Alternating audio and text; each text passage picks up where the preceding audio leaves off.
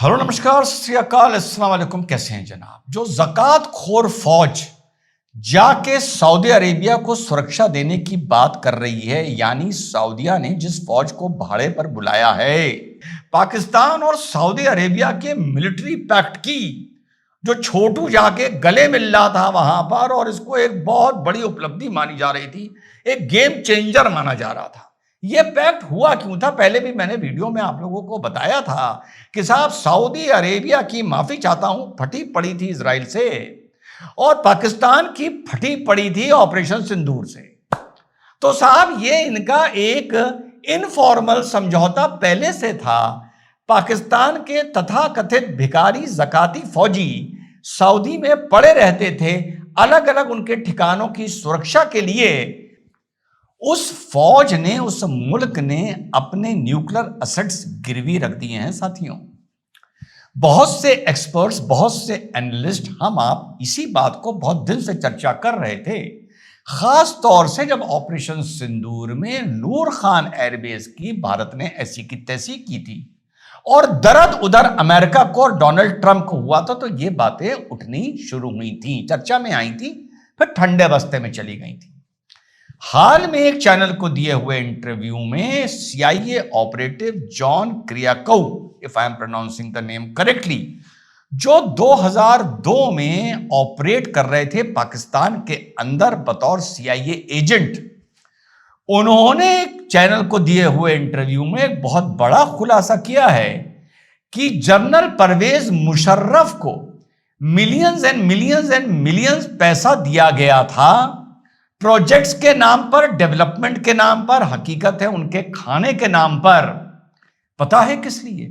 इसलिए कि पाकिस्तान अपने न्यूक्लियर एसेट्स का मैनेजमेंट और ट्रिगर अमेरिका को हैंड ओवर कर दे।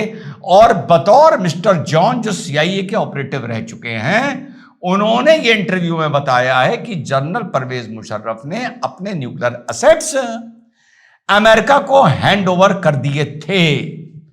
अब जाकर इस बयान के बाद बिल्कुल मजबूती से तार जुड़ रहा है, जो नूर खान एयरबेस के बॉम्बिंग के बाद पेट में दर्द डोनाल्ड ट्रंप और अमेरिका के हो रहा था, और यही बात आगे जाके वहां जाकर जुड़ती है।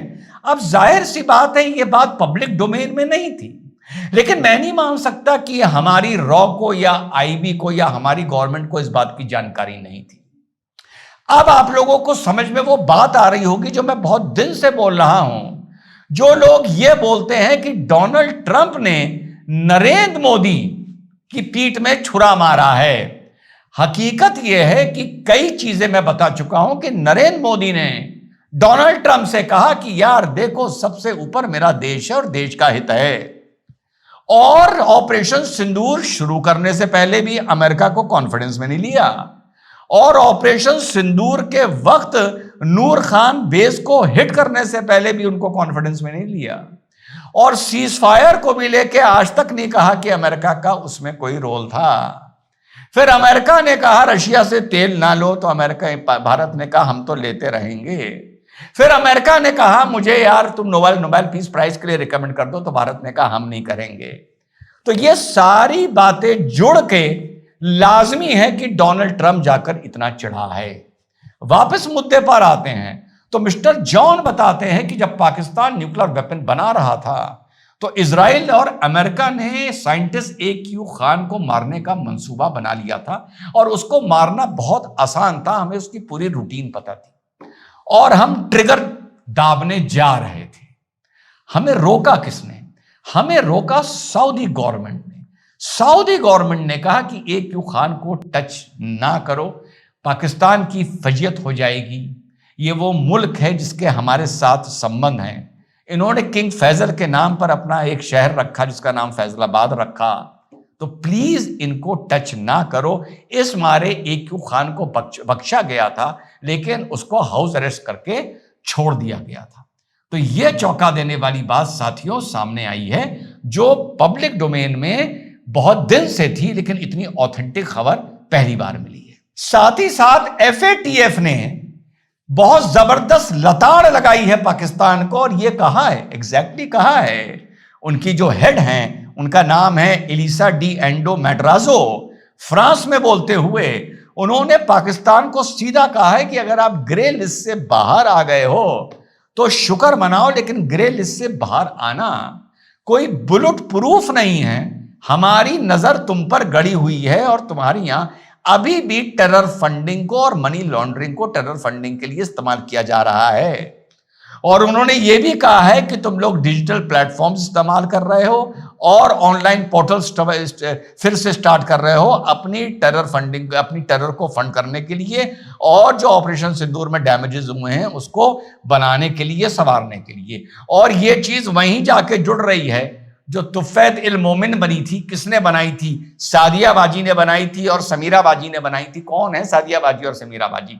सादिया बाजी और समीरा बाजी वो दो बहनें हैं महमूद अजहर की, जिनके शौहर माशाल्लाह ऑपरेशन सिंदूर में अल्लाह को प्यारे हो गए थे और ये बेवा हो गई थी।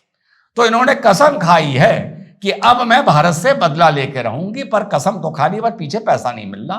तो ऑनलाइन फंडिंग शुरू करी है, जिसमें ये एक 40 मिनट का ऑनलाइन कोर्स दिया करेंगी हर जुमे को, जिसकी फीस होगी भारत की करेंसी में 156 रुपए, यानी 156 रुपए दीजिए और 40 मिनट का इनका आप इनके साथ रूबरू हुई जिहादी बनने के लिए, आतंकी बनने के लिए, और इनके जो शौहर के छोटे छोटे टुकड़े हुए हैं उसका बदला लेने के लिए। तो यह भी बताया है, वापस उस मुद्दे पर आता हूं, CIA ऑपरेटिव मिस्टर जॉन ने, कि परवेज मुशर्रफ इस बात पर मान गए थे कि हमारे न्यूक्लियर असेट्स हमारे कंट्रोल में नहीं होने चाहिए और वो अमेरिका के कंट्रोल में होने चाहिए, इसी बात को लेकर कि कहीं ये न्यूक्लियर जो असेट्स हैं वो एक्सट्रीमिस्ट के और आतंकियों के अगर हाथ लग गए तो लेने के देने पाकिस्तान के भी और पूरी दुनिया के पड़ जाएंगे। तो साथियों, बिल्कुल वो सूरत हाल अब तैयार हो रहे हैं पाकिस्तान के लिए। इसीलिए ये जाके अमेरिका की गोद में बैठ रहा है, इसीलिए ये जाके सऊदी की गोद में बैठ रहा है कि ये दोनों पावर्स मिलकर, इस्लामिक वर्ल्ड के हिसाब से देखें, इकोनॉमिक पावर के हिसाब से देखें तो सऊदी भी एक सुपर पावर है, बाकी मामलों से देखें no doubt about it America भी एक सुपर पावर है। इसलिए ये जाके बैठ रहा है कि इनको अब ये यकीन हो गया है कि पाकिस्तान किसी भी वक्त टूट सकता है। वो एक अलग बात है कि वो एक मैप एक रहे और झंडा एक रहे, लेकिन गवर्नेंस के पॉइंट ऑफ व्यू से पाकिस्तान कई दड़ों में कटने जा रहा है, जिसमें आप एक बलूचिस्तान उठा लीजिए, एक खैबर पख्तूनख्वा उठा लीजिए। अभी भी बलूचिस्तान में बहुत सा रीजन है जहां फौज नहीं जाती है, अभी भी खैबर पख्तूनख्वा एरिया में बहुत सा रीजन है जहां फौज नहीं जाती है। तो नीचे से बलूच हो गए, ऊपर से तहरीक तालिबान पाकिस्तान हो गया, सामने से तालिबान हो गया, भारत का इधर से प्रेशर हो गया। तो ये एक वो कॉकटेल जाके बनेगी जो इस मुल्क के कम से कम ऑन पेपर नहीं तो धरातल पर 2 या 3 इनके टुकड़े करके रख देगी। ये चीज इनको साफ नजर आ रही है, इसलिए ये बौखला रहे और परेशान हो रहे हैं। और हमेशा याद रखिएगा, पाकिस्तान की जो मैं बात कर रहा हूं टुकड़े करने वाली बात, ये सबसे आसान तुलना में क्या भारत के लिए रहेगा या तालिबान के लिए रहेगा? तो जवाब है तालिबान के लिए रहेगा, क्योंकि जब तालिबान इनकी ऐसी की तैसी करने पर आएगा तो गैर मुस्लिम के नाम पर, तेरा मेरा रिश्ता के नाम पर, काफिर के नाम पर जो ये जोड़ते हैं, फेविकॉल का काम लेते हैं इस इमोशंस का, जब तालिबान इनकी बजाने पर आएगा तो ये वो काम भी नहीं ले पाएंगे। इसलिए अगर आज की तारीख में मुझसे कोई पूछा जाए कि पाकिस्तान तालिबान को लेकर ज्यादा मेंटली परेशान है या भारत को लेकर, तो इतना तो पाकिस्तान को पता है कि अगर मैं भारत को नहीं छेड़ूंगा तो भारत मुझे नहीं छेड़ेगा। लेकिन यह बात वो तालिबान के लिए नहीं कह सकता, तहरीक तालिबान के लिए नहीं कह सकता, पाकिस्तान के लिए और बलूच के लिए, क्योंकि रायता इतना बिखर गया है कि वो तुम छेड़ो ना छेड़ो, वो तुम्हारी ऐसी की तैसी करने का मंसूबा बना चुके हैं। तो अस्तित्व जो पाकिस्तान का है वो ज्यादा खतरे में इस बात से आ रहा है कि अब तालिबान भी उनके खिलाफ हो गया है और इसके चलते उनको मजहबी नारे का प्रोटेक्शन नहीं मिलेगा। आने वाले 3 से 5 साल पाकिस्तान के लिए बड़े महत्वपूर्ण हैं, बड़े सेंसिटिव हैं, और मुझे यकीन हो रहा है कि बहुत जल्दी पाकिस्तान में ट्रांजिशन आएगा और मार्शल लॉ वहां लगानी ही पड़ेगी। जय हिंद, वंदे मातरम, खुदा हाफिज।